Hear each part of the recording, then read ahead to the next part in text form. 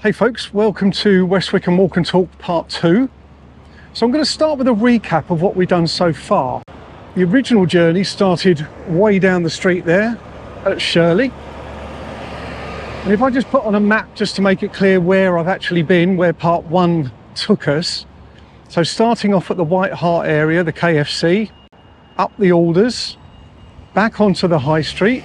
This is pointing out things as we went down Sussex Road, went into the car park, and basically if you see Part 1 you'll get an idea where. So this is Braemar Gardens, this particular road, and we've got Carpet World over here, which is what I pointed out in the previous video, and Wickham Hall, the huge building that stretched from Marks and Spencer's a bit further down, actually went beyond here. I think I said at the time it went as far as Carpet World. So just recapping a bit on the High Street as it is 2025 style. We're actually going to start up here. And I'm just going to, as so often with these things, it's about looking up. Lovely sign up there that says The Croft. This is Croft Parade all along here. I do love the tops of these shops in West Wickham. So much of it developed in the 1930s, so we got very much a nod to the Art Deco styling of the time. Highlight a couple of those buildings. Ex-banks, very much a sight that we see nowadays. This is Ravenswood Avenue, where I just parked the car. Market day on Friday. But I want to look back. So we got the Croft Parade here, just starts on the corner.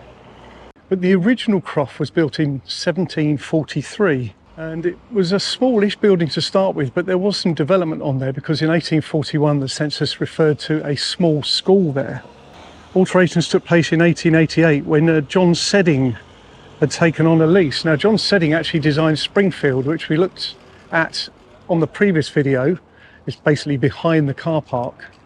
John Sedding was an important figure in the arts and crafts movement, mainly a church architect, but he had a number of commissions to his name. So 1933, this plot was sold for redevelopment, and the Croft Parade that we see today, standing proud, was the result. And like we see in a lot of West Wickham, lovely set of shops and businesses, almost a bit of a throwback, but lovely to see that we have Croft Radio here, because I think it's a wonderful example.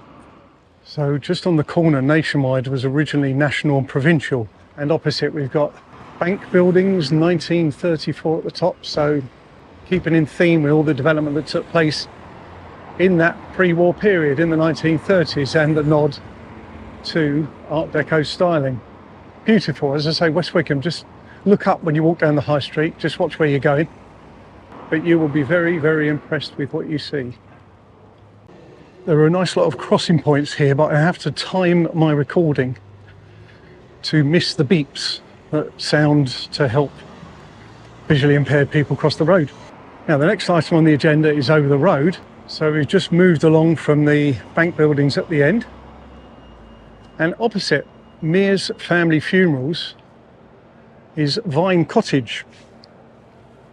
Grade 2 listed building, number 18 High Street. Originally dates to 1760, and there are actually two buildings back to back.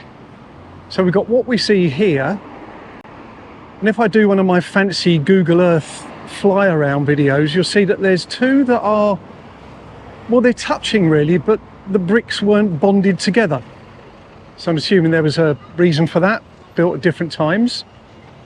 And at the very rear of the building, there's wood cladding. So although we can clearly see that this is a very much its own style of building in the middle of others, it's got that kind of depth history and also the finishing off history at the back. It's just about visible from the car park that's on the other side, but quite the story. And as I say, using the flyover video helps to bring it to life.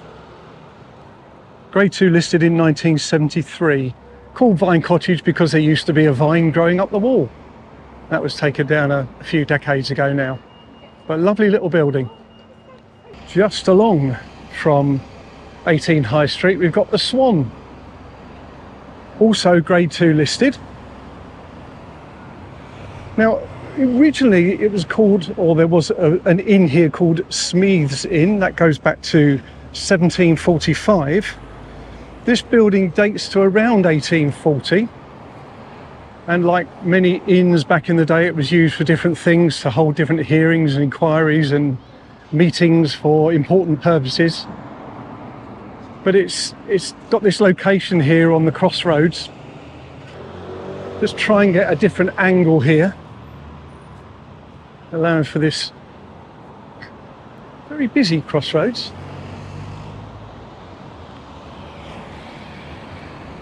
We've got some flags flying out the top there, and very much a Crystal Palace pub flying the Crystal Palace flags. I think these are more for the women's Euros that are on the go at the moment. But yeah, the site of the Swan Inn.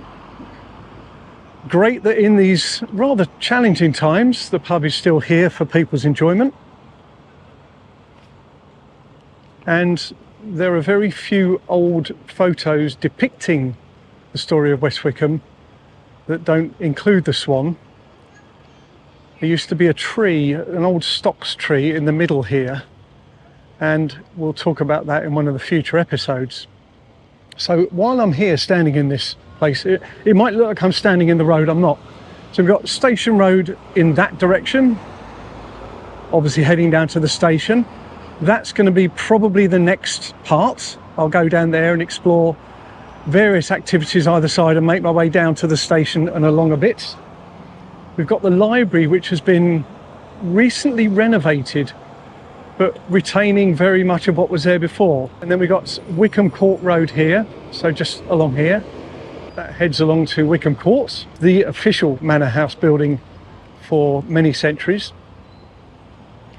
But what I'm going to do is cross over and get a couple of angles for what's basically behind me, which is Wickham House. So we'll talk about that shortly.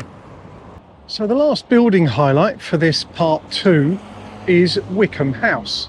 As I've already said on quite a few occasions, there's a real mixture of what perhaps were previously residential properties and became shop premises in West Wickham High Street.